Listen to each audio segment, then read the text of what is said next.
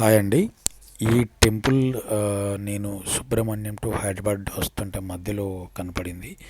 సరే బాగుందని చెప్పేసి లోపలికి వెళ్ళాను.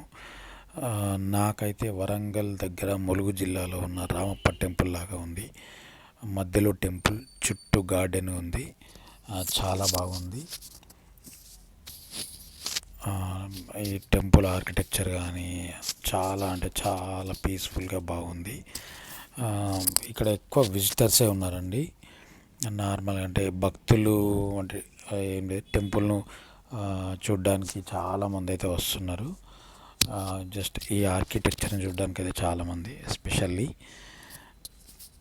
వీళ్ళు చెప్పిన దాని ప్రకారం ఏంటంటే మహాభారతం మొత్తం ఈ టెంపుల్ మా ఆర్కిటెక్చర్లో ఉంది అని చెప్పేసి ఇక్కడ ఉన్న గైడ్స్ అయితే చెప్తున్నారు.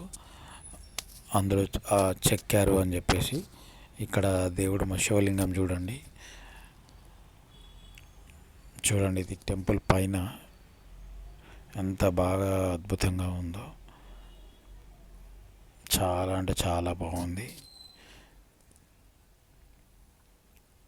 బయట వ్యూ చూడండి, టెంపుల్ బయట చాలా అంటే అద్భుతంగా ఉంది. ఇప్పుడు మహానంది అసలు ఆ కాలంలో శిల్పులు ఇలాంటి టెంపుల్స్ను ఎలా చెక్కారు, ఎవరు గైడ్ చేశారు ఏమో అండి, మనకైతే తెలియదు. వాళ్ళకు మనం నిజంగా కృతజ్ఞతలు చెప్పుకోవాల్సిందే. చాలా అంటే చాలా బాగుంది. ఇది ప్లేస్ వచ్చేసి నాకు అంత ఐడియా లేదండి. మధ్యలో ఏదో సడన్గా నేను స్టాప్ చేశాను.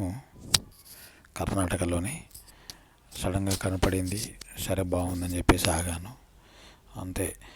ఇంకొకటి వెంకటేశ్వర స్వామి అండి, ఎంత బాగా చెక్కారంటే శంకు చక్రాలతో అద్భుతంగా ఉందండి.